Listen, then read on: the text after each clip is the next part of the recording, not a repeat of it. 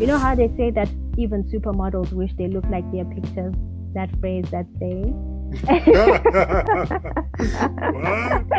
You know that saying? And I feel like that's the thing with people. You can't. There are ideals that people have of you in their heads, and you even wish that you were that ideal. But the gap between the ideal that you want to be and who you are, you can still love yourself through that process. It can't just be a thing of, I will like myself when I have arrived at point A, and I will like myself when I'm holding this accolade, because you will get that accolade, and then you'll find that the next ideal, and it's going to be destination happiness. Because Akia Review put out a call, and their heading was finding freedom. And so I was thinking of, how am I going to write about finding freedom without thinking of the usual political meaning of that? And so for me, I thought of how I feel about sunsets and that sort of thing. And then I wrote a poem called Apple Breezes and Sky Plumbing, just basically talking about the end of the day when workers are coming home, and in the neighborhood, they're the kings of their sunsets. And then obviously, because I'm a Sade fan, I threw some little lines in there, you know, and that was like a super calming process.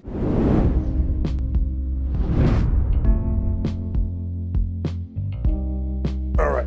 Yeah. All right, we're rolling. All right. Chioniso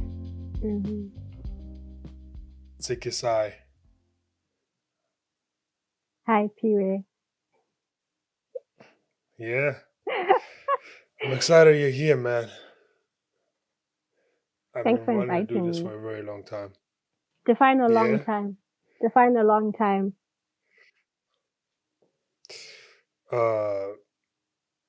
Like a year or so.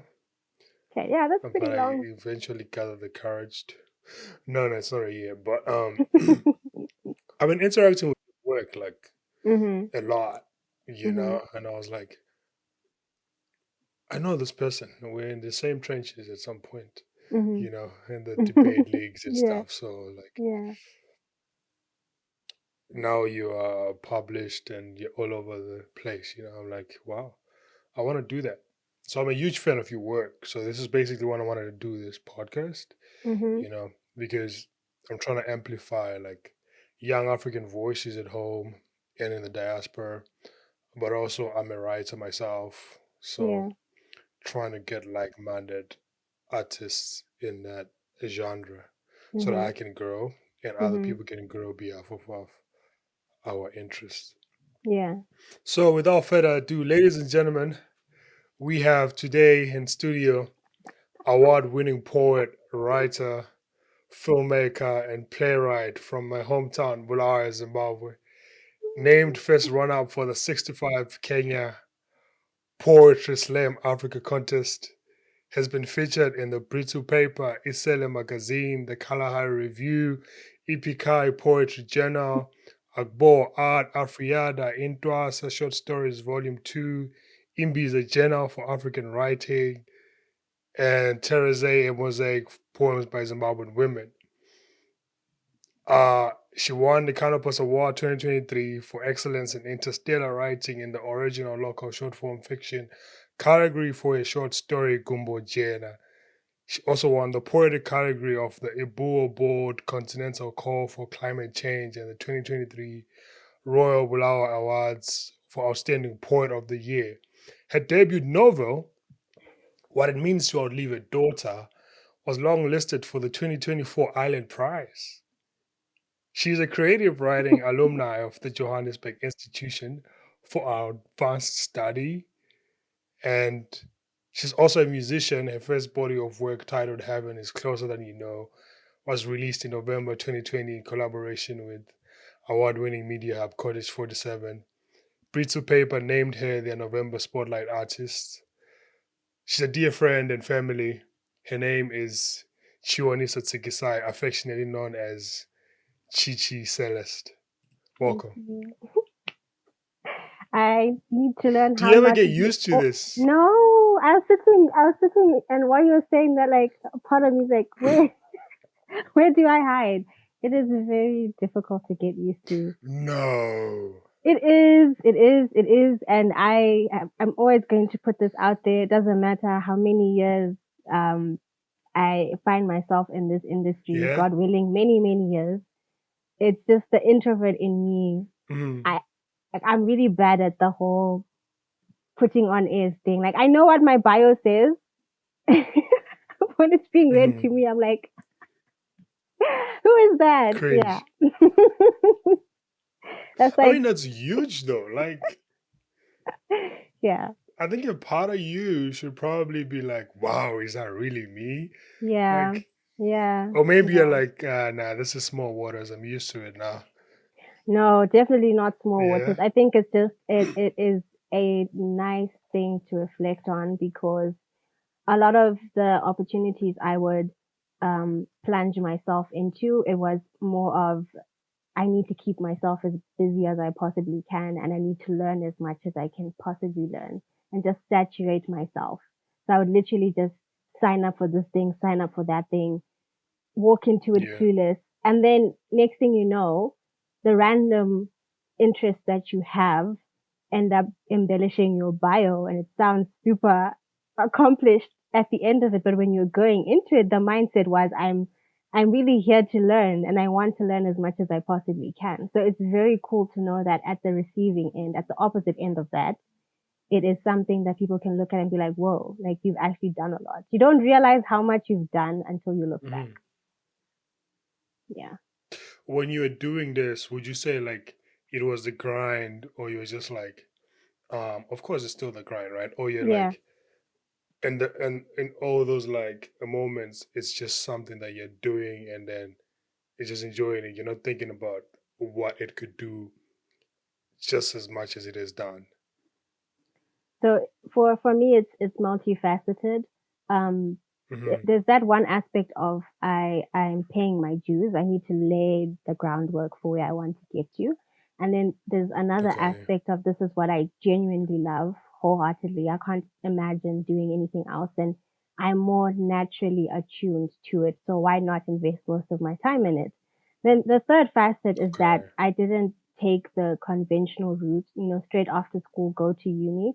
And I Hmm. realized that in as much as I'm not in an actual institution and I don't have like a tertiary syllabus to follow, I wanted to structure my life in such a way that I wake up in the morning and I have learned something at the end of it. I have a syllabus of sorts, even if it's not within the confines of what's typical of an actual school setting. Because when you get to school, Hmm. whatever they tell you, these are our projections for this particular semester. These are the topics we're going to be focusing on. So for me, I think it was just that mindset of like, I'm giving myself assignments and I want to be able to Yeah. reach a certain quota by the end of. So I'd find that if for instance, this year I'm focusing primarily on writing music. The next year I'm going to focus on going to residencies. The next year I'm going to focus on Hmm. performances. So that was my strategy moving forward that I'm not going to linger too long in certain spaces. I will gather what I need to gather from there and then exit stage left, move to the next thing and so on and so forth. And I'd find that at the end of it, all of it is really super intertwined because the creative community, especially the African creative community, is really close knit. You Hmm. think you're signing up for a theater class. The next thing you realize that you'll find that you will encounter people who are filmmakers within those kind of cohorts or collectives. Or when you're working Hmm. with musicians, you might encounter like a journalist or a spoken word artist. So at the end of it, you end up finding that it's like a Venn diagram, and some of us are overlapping in certain spaces. So you'd Yeah. realize that there's more connections than you think. And if you don't have a certain skill, you're probably like three or four people away from meeting that person who has that skill. And so it really is that just spreading yourself as much as you can and still loving what you do, but ensuring that you don't Hmm. get any resentment. Because if you stay too long in a certain place and it doesn't reward you the way you thought it would reward you, that's when you get resentful. Hmm. And that's when you're like, no one is really seeing me or appreciating what I do. But when you leave, as they say, absence makes the heart grow fonder. There's just that element of, okay, this person has a certain level of them not being as easily attainable. So when people do attain you, they add more value to your time. And subsequently, that Yeah. adds value to what you do and where you go. Oh, beautiful. Yeah. Yeah. That is a So very what do you mean? packed answer. No, like that's what we want. I Yeah. mean, Yeah. it's better this way, you Mhm. know. Um, when you're saying um, it's also about where you want to get to, right? And not Mhm. and not only about like the passion or like or enjoying it what you're Mhm. doing. Mhm. Um, where is this place where you want to get to, like in the grand scheme of things? Also, I'm assuming where you want to get to is what informs the decision not to go the conventional like route of like going to college and stuff like that. So, yeah, what is this majestic place you're getting to? Yo, this Where you want to get majestic place. It's actually so funny because, I I always to? think that because God knows, or he made me a specific way and he knows my character, he knows my heart, that I'm actually the type of person that today, if I was to encounter, the love of my life, and I will seclude myself, probably go live on a big open farm, raise my barefooted Hmm. babies, and the world will never hear from me again. So it's not even like a big, big place that I want to get to. It's not. Like genuinely Wow. for me, like peace of mind and just having that sustainability of just a wholesome living with nature Hmm. is enough. But seeing as God knows my heart and my character, he's like, no, all of that is not happening now. So then that's where the visibility thing comes in, because I don't think I'm aiming for mega stardom. I don't think Okay. I don't think I want to um buy into celebrity culture. It may happen, you know. Hmm. I don't know for sure. It's possible because future me might look back at this and be like, key, girl, what are you saying? But in the event that it does happen, naturally, my natural inclination is that having access to certain platforms and privileges and still being able to sustain, like live a good life off of the craft that I have is Hmm. really, in essence, what I would like to do. The not going to school thing is not me trying to uh, basically, it's not a Bill Gates moment for me. It's not any, Okay. it's nothing like that. It really Okay. is just a circumstantial thing where at the time that I hoped that I would be at a certain place or studying a certain thing, it just was not Hmm. my reality for the chaos and the turmoil that was going on at that stage. So my early 20s were a bit chaotic in that a lot of things were out of my control surrounding my familial situation. And so that completely affected the dynamics of actually going and getting an education as quickly as I would like to have gotten it. So it just so happened that while I was whiling up time, for this particular date in the future where perhaps I can resume my studies, this thing which Hmm. I'm doing took off in an exponential way. So that's Oh literally wow. what Okay. happened. And so for me, I think it's just a thing of, given the opportunity, I would definitely return to school in a heartbeat. And it is one of the Hmm. places that is in the grand, majestic destination I would like to get to at some point. So it's just a question of where Oh you're really? starting. Yeah, it's just a question of where you're starting and where you're going. Because for some creatives, mega stardom is the thing. Someone will say like, I will feel actualized when I've got a, I've gotten a BET, or I've gotten a, whatever it is that they're looking towards getting. For me, Hmm. actualization is actually just like knowing that I'm doing what I love. It is something that Yeah. can cover all the bases. Like, I don't have to worry about my monthly bills. I don't have to worry about this not connecting with that. And I can still Yeah. be a present person in all of the lives of the people that I care about in whatever role I have at that point. So if it's as a sister, a present sister, if it's as a friend, a present friend, if it's as a partner, a present partner, because people are important to me, relationships are important to me, and anyways, that's what informs my writing majority of the time. And I feel like Okay. that's the reason why I gravitated more to spoken word than any other art form, because I feel like that's where I can be my most honest self. If ever I then, find myself returning to music or doing mainstream stuff like acting, film, television work, obviously those will be the embellishments, but the foundation would be poetry, because for poetry, you don't worry so much about like the gimmick aspects of, I have to be advertising like this. I have to be this particular image. I have to be, you know what I mean? So like there's that whole thing of Hmm. there's no grace for performing artists who are within the spheres of music, whatever genre, R&B, hip hop, Afrobeat. There's no grace period for that, because like Hmm. if you take too much of a step back, when you come back, there's going to be a new kid in the game. But with writing, that is eternal. If someone goes and they write a novel Okay. for 5 years, they are going to wait for you That's until you're reassuring. until you're done. You know what I mean? It's not going to be a thing of like it's it's not a thing of, okay, people have a 30-second attention span. Like today, this is trending. Hmm.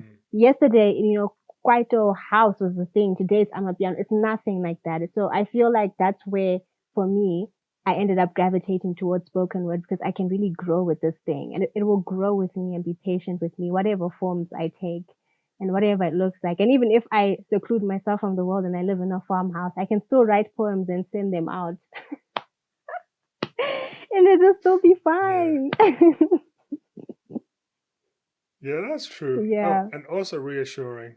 From where I'm yeah, standing, I'm like, I'm not gonna get obsolete or like mm, irrelevant, just like how genres do. yeah, If I'm trying to be writing books and stuff. So yeah, I guess we're in a good field, I guess, but yeah. maybe not in terms Some of the some might returns. disagree. Some might be like, wow. So yeah, it all depends. And I will say that at least for me, having had wearing multiple hats has helped, Hmm. because at times when, so for instance, the current performance rate that I'm standing on, if I really analyze Hmm. the years that I've been doing this, it looks to be about maybe one or two performances in a year, like actually getting on stage and performing. So all of that time in between is buffered by writing and working on films and being part of residencies and whatnot. And those are all the things that you are given grace to do, at least in my capacity as a creative, where I don't feel that bad if I haven't been as visible as I would like to be. There was a time when it Okay. used to bother me, maybe 4 years ago when I was still starting, that okay, I need to be as visible as I possibly can. If someone drops something in January, you must also drop something in February, and if in March you must and I was like, no way, this is not sustainable, because even then, like, what are you Hmm. actually cooking? That's just like Yeah, like you don't stay have in the that bandwidth really. you know stay in the kitchen and really take time to infuse the flavors that you want to infuse. And trust me, probably, when that one dish comes out, there's enough of uh, chatter afterwards and conversation to carry you over to the next time you have something to actually dish and give to the world. And so, even with film, what I love about film is the fact that, especially in mainstream film, if an actor Hmm. maybe does like one film and it's a really good one, and it's like, Yeah. breaks the box office, press releases and whatnot. Probably the next time that they have to book something or do something, within those 2 years, you can guarantee that I'm going to be having a consistent flow or stream of income from this. So it's not going to be the same as when you drop uh, if you drop like an EP, for instance, you're Okay. going to be Yeah. thinking of when is the next time I can give another EP. And there are only very specific global artists who have that luxury, where their fans will be like, it doesn't matter how long you're gone, when you come back, we will Yeah. be there to stream. But for the majority of people who are still kind of making their stamp and their mark, it's not advisable to be too far gone from what you're Hmm. doing, So even if it's not necessarily putting out like a collection or an anthology, you have to be visible in other ways and in other aspects. You have to be visible even doing small things. And while you're visible in that area, you know that behind the scenes, this is what I'm working on quietly, and this is what I will show to the world when I'm ready. So that's how kind of I've done that balancing act where my visibility is guaranteed because I'm participating in other things that I care about, but also just making Mhm. sure that behind the scenes, I'm giving attention to what needs more time, more patience, more specifications and detail and that sort. And then like, okay, now I'm ready to share it with you. Because for the longest time, people would be like, when are you publishing a book? And I'd be like, Oh, I'm definitely gonna ask you that when I'm when I'm because ready. we need a book in my shelf Yeah, that says yeah. Chioniso. Yeah. So you mentioned a little bit about like what informs your writing, but maybe more Mhm. specifically, you've said before that you don't necessarily write because you desire to write. Mhm. Like I think you were saying something about you not needing inspiration Mhm. um, for the writing process, Mhm. but you write because you feel like you have to write or something like that. Mhm. I can't recall. So I'm You trying to did your understand. research. Hey, because It's not research. you're It's just saying stalking. stuff and I can't even remember when I said that. But it sounds very familiar. No, it's true. I stand by my Well, there's statement. an interview. I'm sure it was on. If it's not Yeah. P2 paper, it was um, some interview you did with some magazine. But Yeah. yeah, I have to read for my guests. I understand because Mhm. well, maybe now I'm getting to the process. I dissect, but I don't like the questions that people be like, What um, inspired you? yeah, I'm like, if you've said that many a time, the question should be deeper than that. Like, okay, you've said that you don't write Mhm. out of inspiration. So Mhm. what's that philosophy?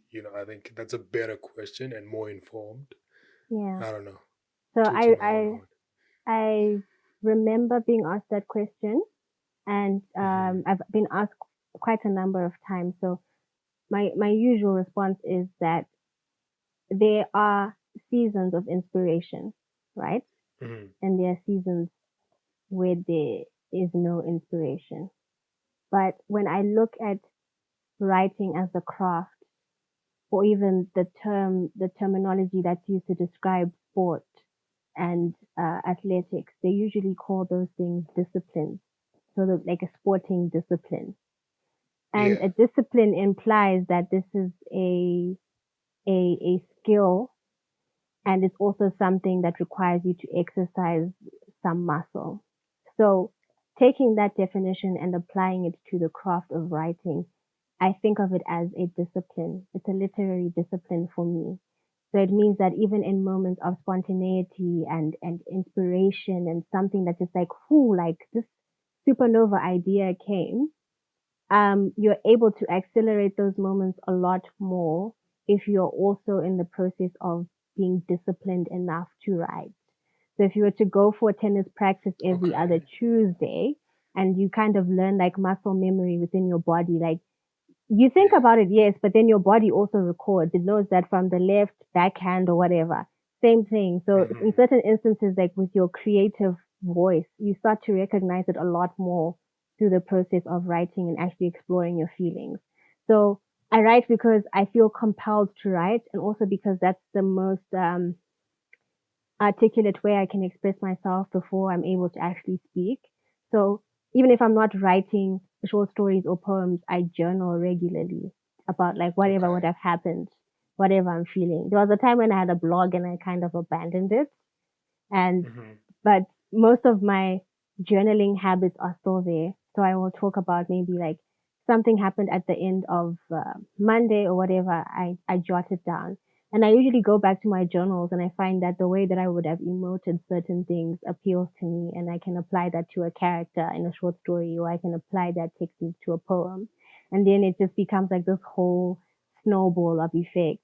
So same thing, even Yeah. like with how I think about there's one Instagram page that I have, which is Quotes for Celeste. And lately I've been doing these things where I write notes for the end of the month. Cause there's like, when people do their whole, whatever, February dump, March dump, whatever. So for me, Yeah, I just yeah, call it yeah. notes for the month. And then I just summarize what I was feeling or thinking or what I encountered. And I find that when I look Mhm. back at those notes, I like the fact that, oh, okay, like you experience something, but when you're reading it again after some time, you're like, oh, this is actually funny and hilarious, or this is sad and somber and whatever. And you also recognize that your voice is maturing in some instances. The certain literary devices that you use, you take that, you feed it back to your work. So it's really just that, the whole discipline thing.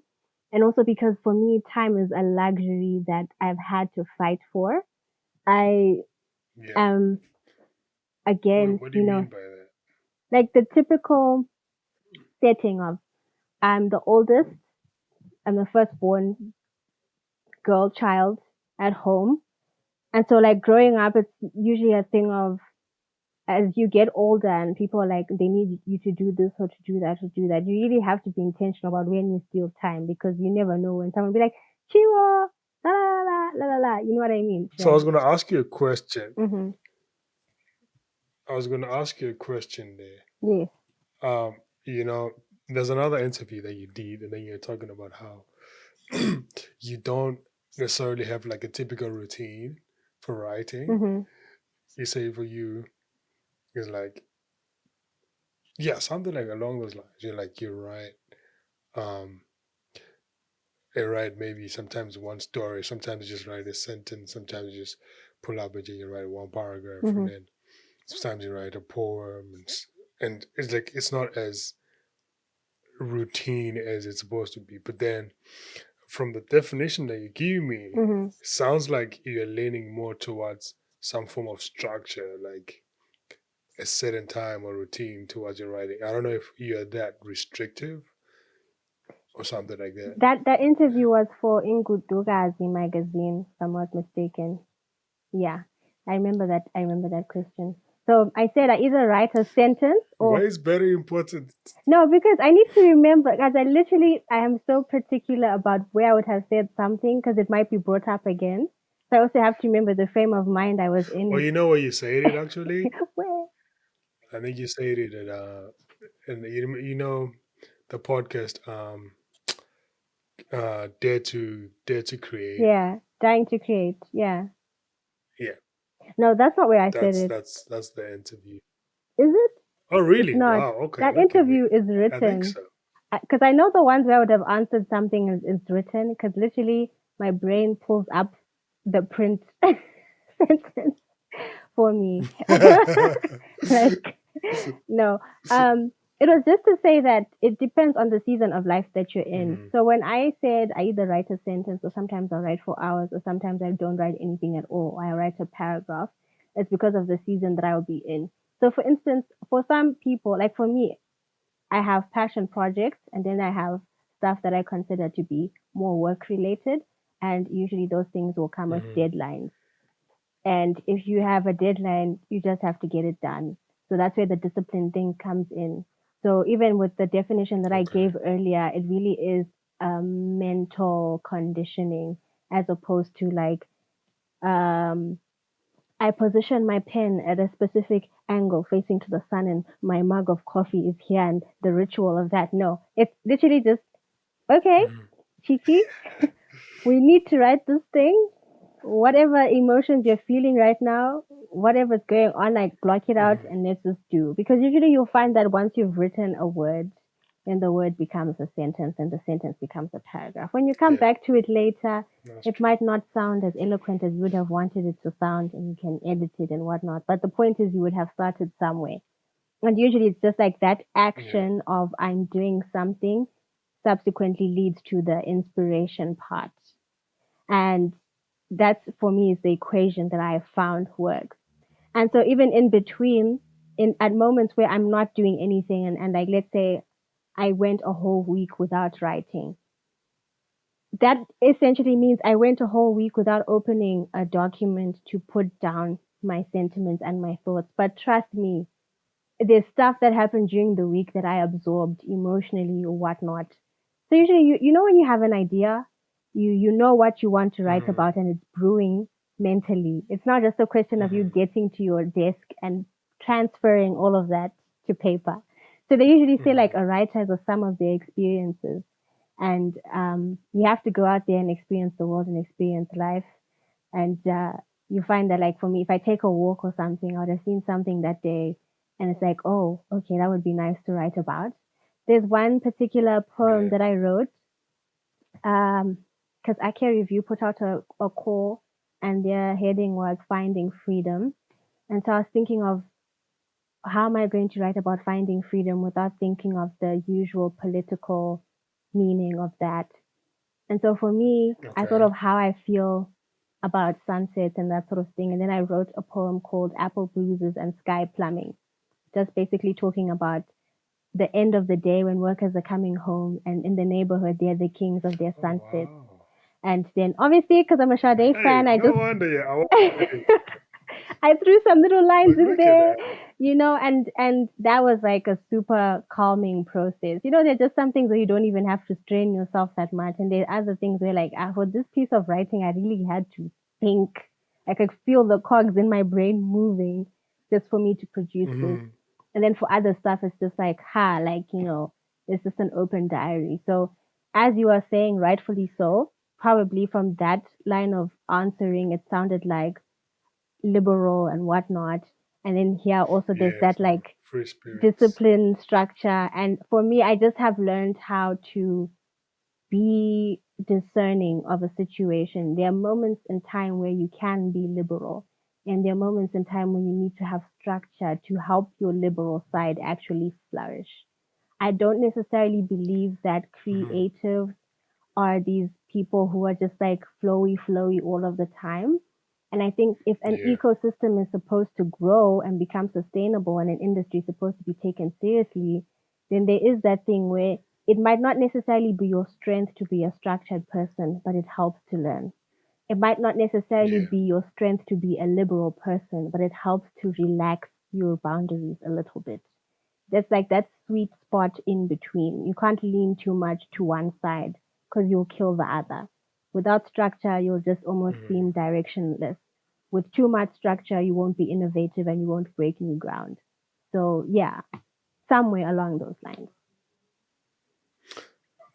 I'll tell you a funny story. Mm-hmm. Um, my my my writing it like actually started shaping up when I was in college, right? Mm-hmm. Not in college, high school. Mm-hmm. High school, like my first piece of like huge writing outside like compositions in class Yeah. was like some memoir like thing that I wrote for my ex girlfriend. It always has to do with a Like girl. just Always. and I was just talking about the whole relationship and writing. It's like there's like 5 pages of something like that. Mm-hmm. And then it became a thing that I would do, Mm-hmm. you know, like, Mm-hmm. some romantic thing I would do. Yeah.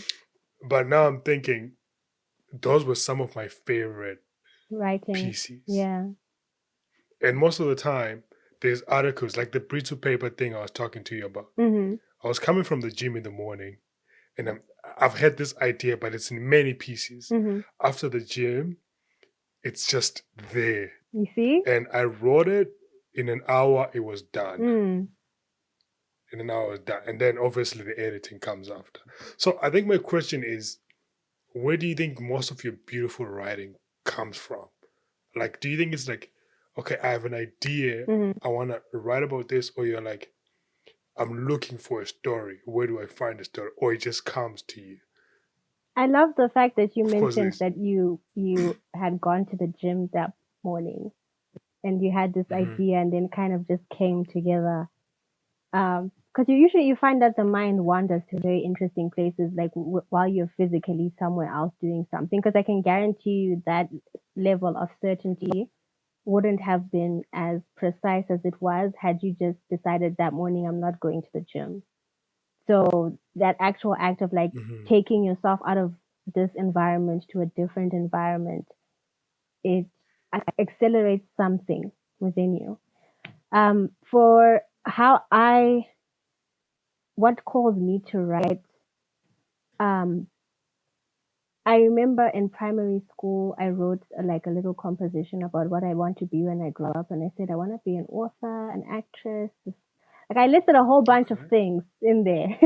Okay. I was like, these are the things I want to be.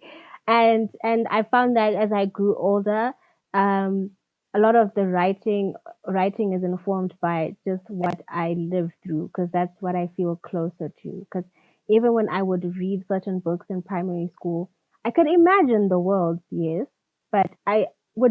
I would end up writing, like there's one time when I got a 32 exercise book. You know those phases that you go through when you write your first book in a whatever.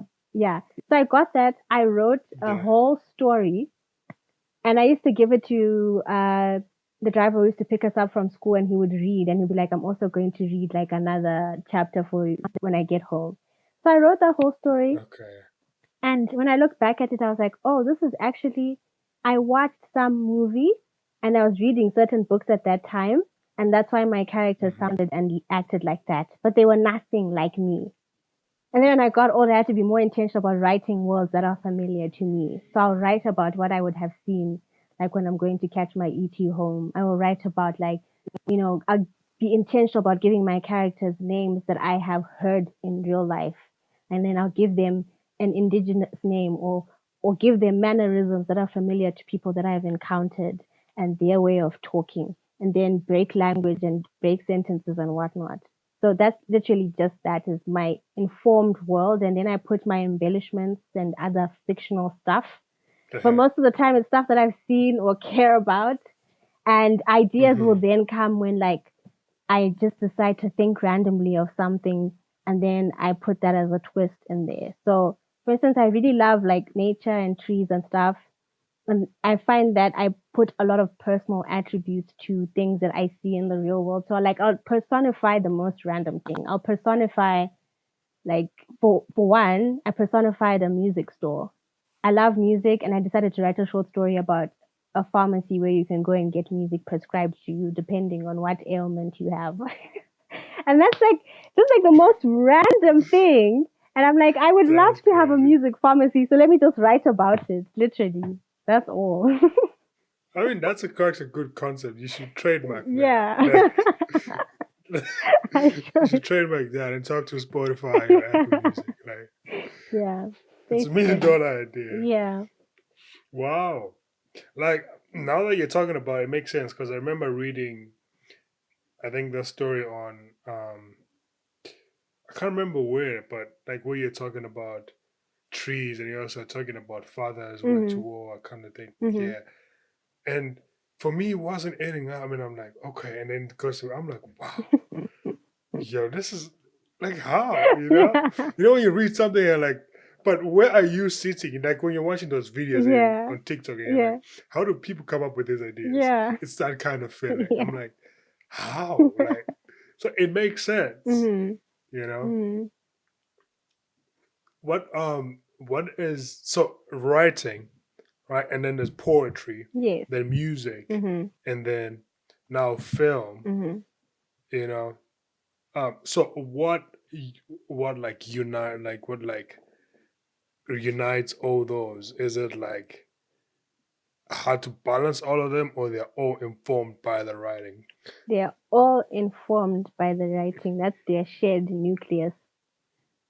Because if I think of the mediums that I'm in, they're all a form of Hmm. storytelling. And Yeah, for you to have a good story, you need to craft it, um, whether, with words and in whatever language of your choosing. So to be intentional about the kind of words that paint a picture, and then transcribe those words and add either melody or add a visual styling to them. All of that will then have to come from writing, because ultimately, when you're thinking of film, you have to give someone a script. When you're thinking of yeah, composing a song, you have to give someone lyrics. All the other stuff that then yeah. comes, like music videos and whatnot, it would have just come back again from that base foundation. So, like, ultimately, I'm not exactly where I would like to be, but I'm a lot Mm-hmm. closer to when I first started. And I think my vision is becoming a lot more sharp in the sense that I know exactly what I want to say and how I want to say it. And it's just a case of Okay. actually finding myself on a path where I align with individuals who have resources that I need and also who share the same ideals as me. Because there's always that thing of I need to put out something and then you like end up making something you're not really proud of. So I have been waiting, like I'm patient. I am very patient. Yeah. Oh, The first video that I kind of put out this year was with people that I had been in conversation with and had met at like a nominees dinner. And so we were talking, and I found that actually I kind of align with these guys. And so I brought this idea to okay. them, and the way that they interpreted that idea was like, okay, this harmony and this partnership makes sense. If I had given this idea to anyone else, it might not have come out that way. So it really was just that Yeah. vetting process to say that when I meet people and when people want to talk about collaborations, do they know what kind of collaboration they're looking for? Do they understand that what I'm doing is a niche art form?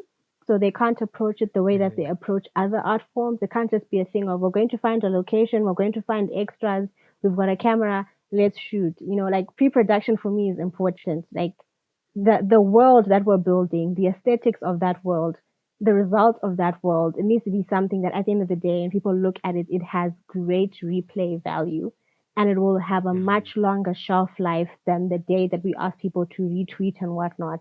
It's something people can come back Okay. to and reference 5 years from now. So that's usually what it is. And it all comes from that place of, I've written something. Can you interpret what I have written? And do you understand what I'm writing? And usually if they do, then I'm like, okay, we're good to go. Wow. Yeah. Okay. You talked about how like you're writing in your book and then um you had those characters and then you give me maybe indigenous names or something like that. Mm-hmm.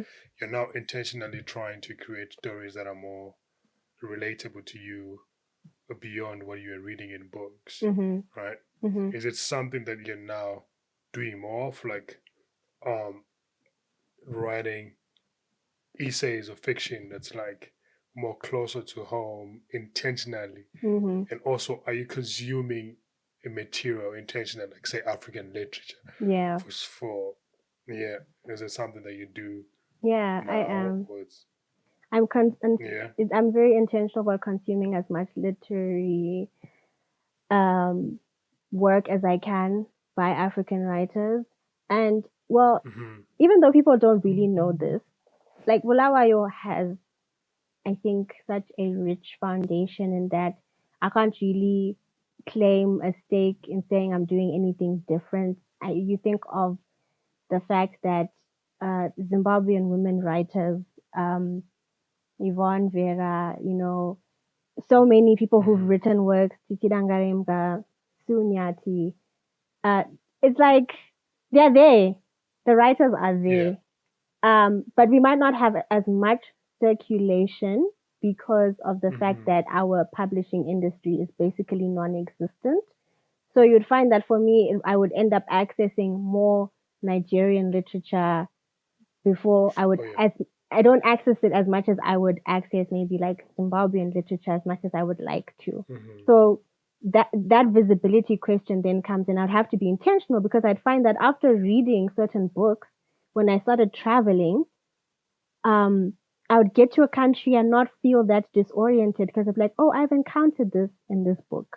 I've encountered the name of Okay. this food or this particular weather phenomenon or, this way of dressing. I know the words because the words will be put there, not like the glossary definition, the actual word will be put there. Mm-hmm. Then I start to think, okay, if someone is to come to my city of birth, I would hope that they would say, I've encountered this in Chioniso's writing, and they don't feel Yeah. like they can place themselves in that world. Oh So I think wow. traveling actually helped me be more intentional, that I'm not going to write stuff like, for instance, when they say calabash, I'm going to write hari because that's what my grandmother would call it. I will use that Yeah. word instead. And I will put Okay. more of those words in there. So I would literally just be like, I need to do that more and more and more, and give the names to the places, and not just say that someone was ululating. I'll say Pururudza, and then I'll put Yilililili. Like, Okay. and write Yeah. it out. And of course, the majority will still be in English because that's the primary Yeah. instruction I had growing up. I can't exactly change that, but I can still use the medium of instruction I was given in school to talk about um, what I love about being African and portray it as best as I possibly can. Because I always feel like there's always that conversation to say what really makes you African, or are you fully representing your heritage, Yeah. or what makes a Zimbabwean writer a Zimbabwean writer. And it's like you are what you are by virtue of what you align with and also where you are born. As long as you are born in Zimbabwe and you produce a piece of literature, therefore you are a Zimbabwean writer. It might not be as aligned or as whatever, but just by Mm-hmm. the fact that like I can still have that part of my identity and then produce a piece of writing, it's fine. Other people will come along and they Yeah. will write, and maybe it'll be more refined than you, but there's always that saying that you run so that others can walk. So in whatever capacity you can, just do what you need to do, and it's okay. If you're representing middle class culture in Zimbabwe, or you're writing about stuff on the periphery, or you're writing about urban life, or you're writing about Kasi life, it all then depends on where you want to place your voice, and you do that because there's plenty room. It's like a buffet. You can't just say Mm-hmm. that we only serve this. You write what you write, and there's always going to be an audience that will consume that, because trust me, there's someone who knows what it's like to live in that peri-urban area. There's someone who knows what it's like to commute. There's someone who knows what it's like to buy Yeah. chibage on the side of the road. There are people who know that. So those stories need to be told for sure. And I write that only because I haven't left the continent ever. So I can't imagine diaspora stories for people. Yeah. I have to write about like what I know. If I'm going to write a love story, I will put it in the continent. If I ever happen to leave and go to the UK or to the US for whatever reason, becoming more mainstream and whatnot, maybe then I'll be like, here's a piece of Mm-hmm. diaspora writing for you. But until I've experienced that, I don't think that's something that I'm doing right now. Do you want to get out and go to diaspora soon? I could. Yes. I would like to explore. Like for me, I'm happy traveling as long as I have the option of coming home Oh yeah, intermittently. that's I me. don't want to relocate. Just wanna, yeah, this is nice, taste here, taste there, then go back to my base. Yeah. Well, that's what I'm trying to do. Yeah, I long for home. yeah, yeah. Well, yeah, maybe I have like two more questions maybe Mhm, before I let you go. mhm. I can see you want to go now. How can you see that? I'm actually just worried about the Okay. device. I hope it doesn't cut us off. That's all I'm worried about. Yeah, okay. Yeah. No, that was me trying to get you to like, no, I don't want to leave. Yeah. Speaking of what we consume and stuff, so they always say you are some of your biggest inspiration, especially for writers, right? Mhm. Um, what you usually write, what you've consumed, all right? I'm sure there's one person who you're like, I could place myself as having inspired by that person as a writer, or those people. Yeah, there's a lot of No? them. They're collective. Yeah? Can I say a collective? Wow. Yeah, they're collective Yeah. because I can almost benchmark who I was leaning towards when I was 16, then who drew Hmm. my attention in my early 20s and in my mid 20s. So, Yeah. and this is a mix of people who have written plays, done theater work, people who've written novels, people who've written poems. So, like off the top Hmm. of my head, um, I mentioned the other ladies already when you're asking about like the literary landscape. Yeah, There's yeah, yeah. also one lady, Jennifer Makumbi from Uganda. When I read Chintu when I was maybe like 23 or Say 20, Chinchu? Chintu, Chintu, Hmm. but it's spelled Kintu. I really loved that book. Also, Okay. Athol Fugard for Tsotsi. I've been like, I've always wondered because I'd watched the movie, and like when I watch a movie, I'm like, I'm going to go and find the book. And I really Hmm. enjoyed that book. I love that. I love Langston Hughes' poetry. I love, um, Nikki Giovanni's poetry, and those are like the American poets who've inspired me. And then on the author front, Toni Morrison for sure, she's high up there. Yeah, you've An talked obvious about her one a lot. in Nigerian writing would be Chimamanda for me. And there's also, I hope I don't get anyone mixed up from countries. There's also Florence Nwapa.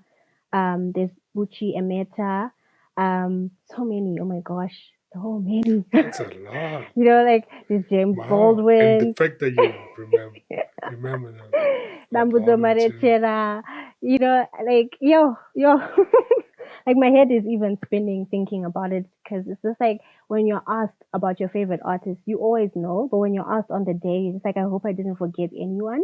And Yeah. the list is only growing, hey. The list is only growing because you're Yeah, true. discovering you haven't read all the books there are to read.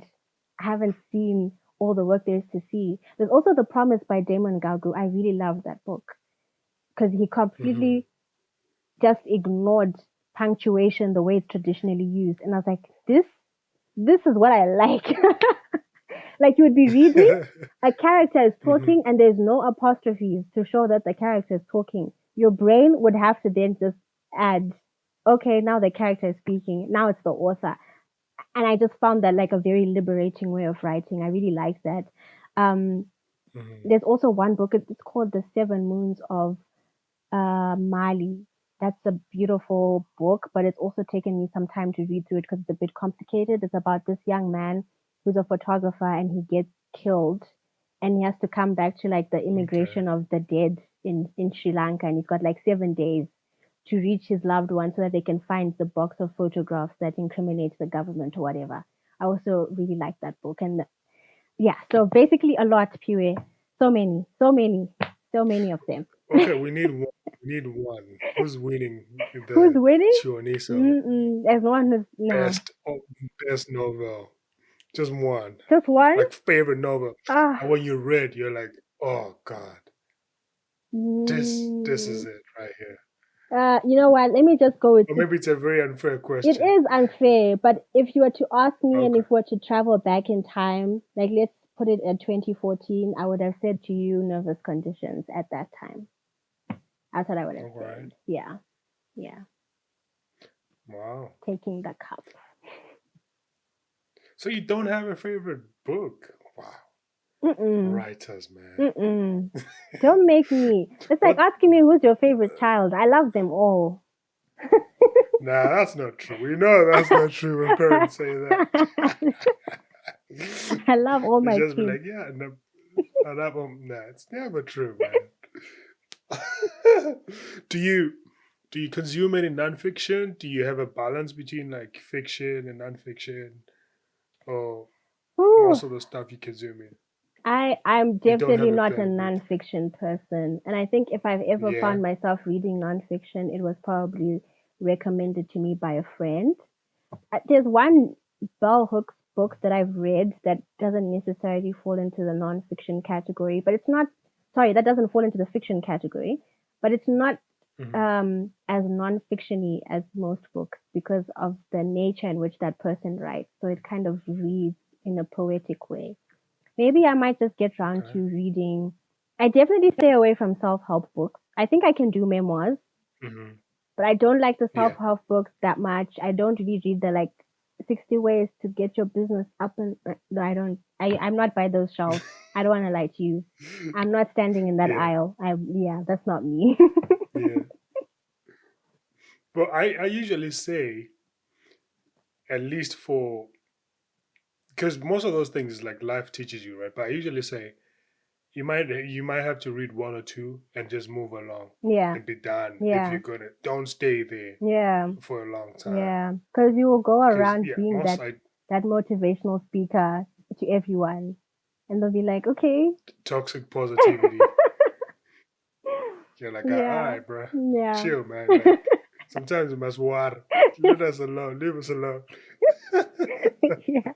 That is wild. All right, I know I gotta let you go. What it means to outlive a daughter. Fasha. Maybe a little bit. Like, if Yo, you had liberty to say anything, or the writing I process, am or at where it's liberty. at now. Okay. Mm, it's more of an extended metaphor for what it means to outlive any situation. What it means to outlive a legacy that tells you that the founders of that legacy were supposed to live longer than a certain period of time.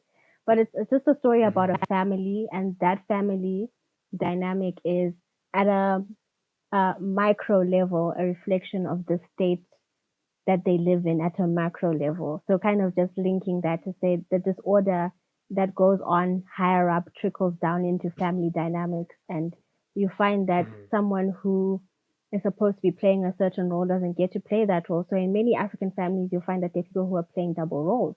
You'll find that there are kids who are Yeah. playing like parental roles, or there are Hmm. parents who are playing parental roles and grandparental roles, aunts and uncle roles, because of whatever reason the dynamic has been broken up in such a way that you have to show up both ways all of the time. So how do you buffer that when you thought that perhaps the person who was meant to live to bury you becomes the person that you outlive in essence? Yeah. So when is it coming out? Yeah, please don't ask me that. We don't know. That question How keeps long me did it up take at you to write the night. book? A year or so. But people say you Oh, need really? to write. People will be like, I wrote my first novel for 5 to 6 years, so maybe I'm still cutting my teeth because I'm not giving it for like editing and stuff. There's a lot of chunks that were cut out. Yeah, and restructuring. So Yeah. another thing is you can't take criticism too personal. I have to grow thick skin. Grow thick skin. Because they're going to take out a lot of stuff that you're like, but that's my Yeah, favorite yeah. part. Like writers are very sentimental about their writing, and sometimes it just helps to have someone who's a bit objective to just say to you, no, clean break, and tell you what's working, what's not working. Kill your darlings to save some other darlings, all that jazz. Hmm. Yeah. Um, okay, so writing, um, as writers, we tend to muse a lot about life. hmm I don't want to ask you what is the meaning of life, but But you're gonna ask me that, what do aren't you you? think? No, I'm not going to ask you. I'm asking you in a different way, Okay. but please feel asked. hmm What is the meaning of life? But that's not what I'm asking. So, like, um, what do you think that writing has taught you about a life, or just like how to live life in general? Of course, we're not. It doesn't have to be like a principle that's like, okay, it's complete hmm and will carry you to do till you exit this earth. But it's like, does it has it given you a philosophy of life or an outlook on life that you're like, okay, I live by this. It has protected my inner child. When I was little, there always seemed to be this rhetoric that you are living in too much of a bubble, or you're living in too much of an idealistic world. And when Hmm. you grow to a certain age, it's almost like the package bonus that comes with becoming an adult is like you've got like this data bundle of cynicism that you use to carry to wherever you go. So people are like more cynical and depressed about everything. And I found that writing has been the vehicle in which I can unapologetically be the champion for like ideal living, or just generally transparency, being honest about what you want to say when you want to say it. Because the culture that we live in has always been like you always have to put up a front.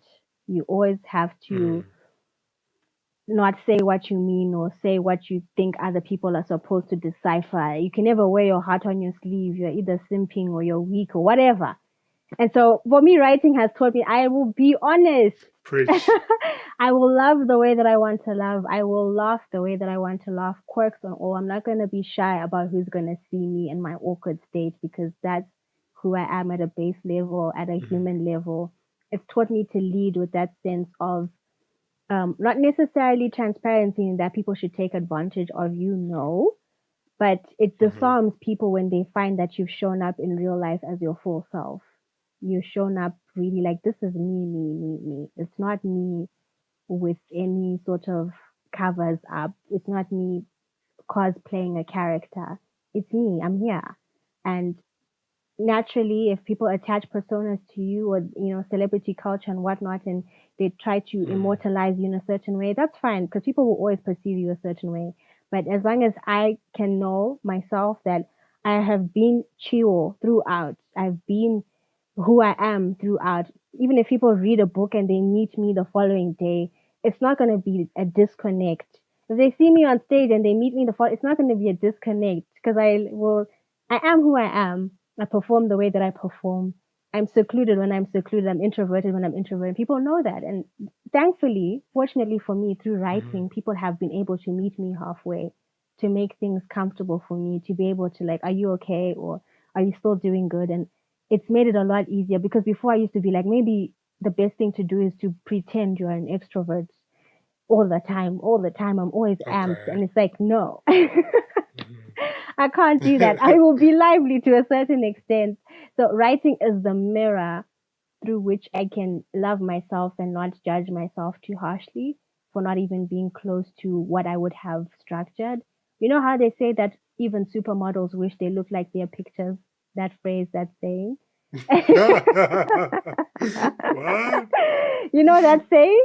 And I feel like that's the thing with Never had that people. one. You can't there are ideals that people have of you in their heads, and you even wish that you were that ideal. But the gap between Wow, that's the crazy. ideal that you want to be and who you are, you can still love yourself through that process. It can't just be a thing of, I will like myself when I have arrived at point Oh A, yeah, and I will like myself when I'm holding this accolade.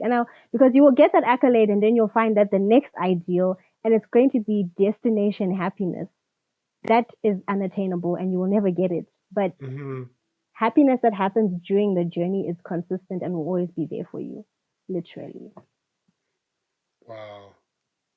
Hey, that's beautiful, man. I've never heard of that one. Yeah. You'll hear of it now more often. I'm definitely gonna steal it. Yeah.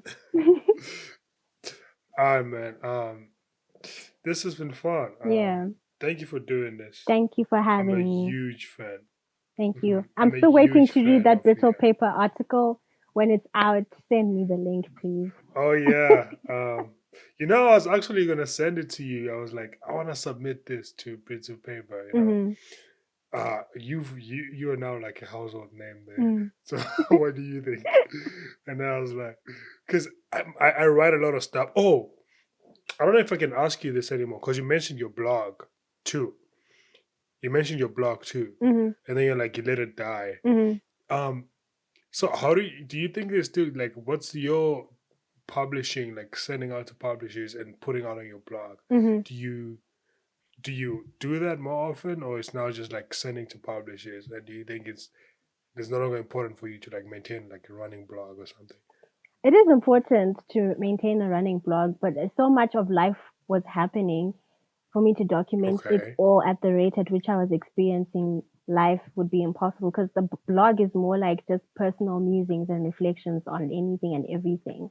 So that's a lot different from just submitting other written stuff to publishers, because I'm not submitting my personal sentiments to them about the weather or anything. Oh yeah. You know what I mean? Oh So yeah. that's completely different. But it was just a case of, I had found a new format of blogging that wasn't necessarily that specific blog address. So I think the last time that I wrote something was probably at the beginning of this year. It's more a thing of finding consistency, and also wanting to revamp it and make it look different to what I first started with. And so thinking about all of that, websites, back ends and whatnot, renaming something. It's a whole thing. It's a whole thing. But definitely, yeah.